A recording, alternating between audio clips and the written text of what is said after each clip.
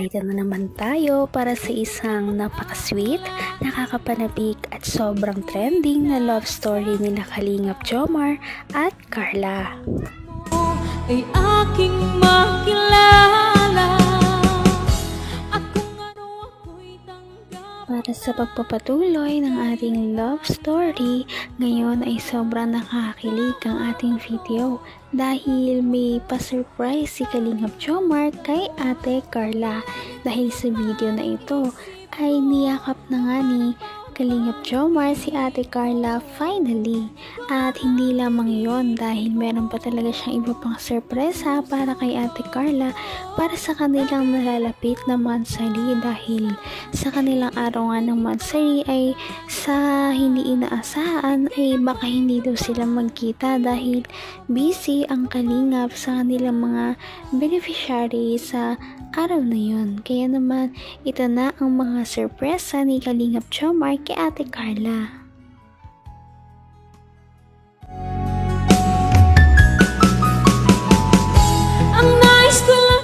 Yan, talikod talaga para surprise. Ano? Ready ka na ba? Ready ka na? Sure yan, ha?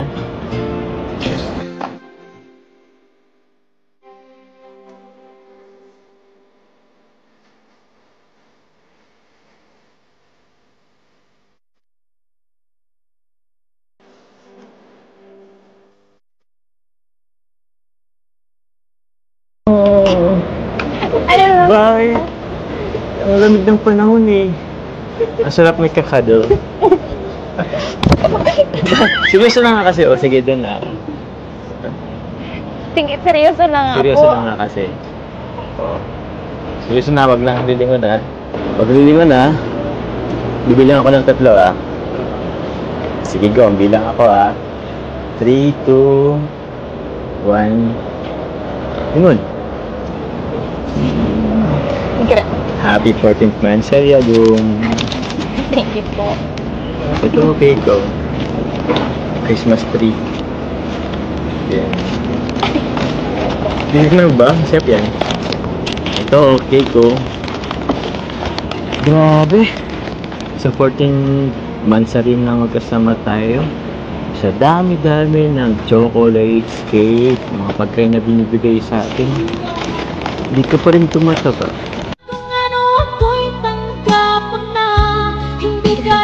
Dahil hindi lamang cake ang binigay ni Kalingap Jomar, kundi meron pa talaga itong pabulaklak, ay hindi talaga nakakalimutan ni Kalingap Jomar magbigay ng mga ganitong bagay kapag mga monthsary na nila, at lalong-lalo na hinag niya pa si Ate Carla kanina.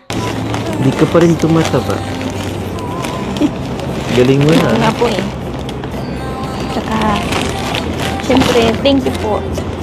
Kasi sa 14th month natin magkasama, hindi ka sa akin sawang magregalo, magbigay ng cake. Yan. Kaya thank you po. Thank you sa effort para atin. Welcome. Marami pa yan sa mga susunod. Saka, alam mo, hindi ako magsasawa hanggat hindi mo pa ako sinasagot. At kitang susuyuhin.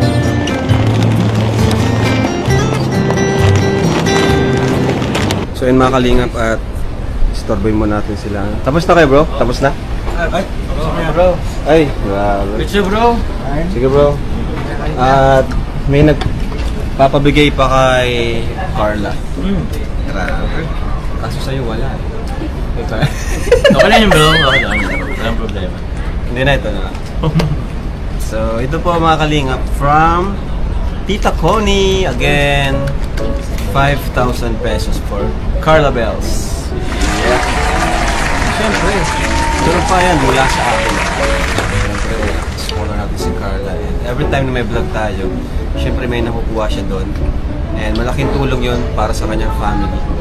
Kasi marami sila Carla. Di ba Carla, no? And kumusta pala? Siyempre, nagbibigay.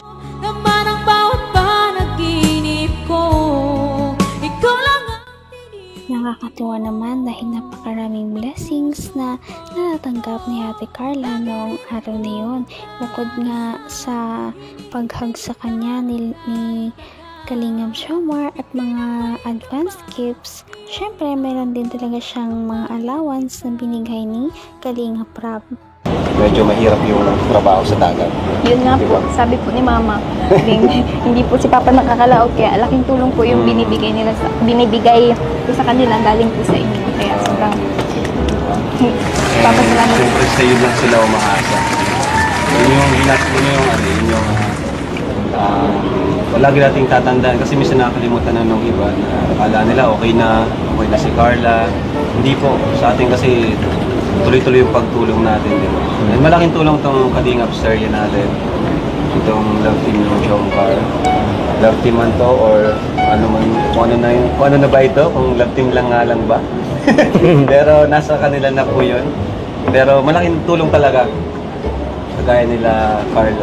Sa mga kagaya ni Carla, Biancy, kasi para sa pamilya po nila ito, di ba? Itong pag-vlog natin kasi yun, every time ibibigay tayo sa kanila. Thank you rin kay Papa Jones. Sige bro, welcome po. So, kasi anytime din, madaling tawagan, madaling tuwing may vlog tayo. So, bigay ko kay Carla. Kasi alam naman natin na si Carla, marami siyang kapatid. Kaya yun na, siyempre siya. Naghihintay din sila, di ba, na tuwing bibigyan mo. Bro, walo rin kami bro. Ay! Ang dami mo naman palipad. Hindi, okay lang bro. Hanggang wakas ay tayo ng dalawa. Palagi kang naman ang isip ko. Yan nga din ang tinatanong ng kanilang mga fans kung si Ate Carla at Kalingap Jomar ba ay talagang isang love team lamang ba o parang kakatotohanan na ang lahat dahil parang nahuhulog na rin talaga silang dalawa sa isa't isa base sa kanilang mga kilos sa vlog. Alam bro. Mga pala, no, hinintay natin mga Kalingap update dun sa channel ni Carla. Yung pin, yun na lang pong hinintay natin para makuha niya yung kanyang first sahod. Uy! Ano po yan? Carla po, mas plano pa kanyang first sahod. Grabe. Ito tayo ni Carla. Thank you, Carla. Yun, bihira siya magkasunod si Carla ngayon kasi wala pa yung pin eh. Pero ay, hindi pa kinaganaan. Pero ayun, pag dumating na yung pin, Carla, mag-vlog ka, mag-live ka, minsan-minsan lang naman. Kasi, syempre, priority pa rin yung pag-aaral.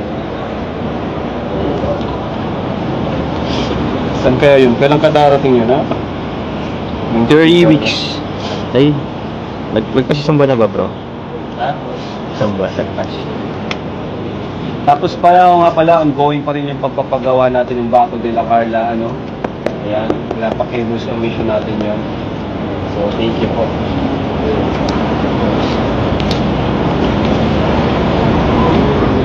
Ito Carla, para sa'yo. 7,000 pesos. Thank you po, Kuya Ram. Thank you, si John Car. Thank you bro. Kasama pala si Lulu. Nag-enjoy na yata. Grabe, ang saya. Sobrang saya po. Kasi pati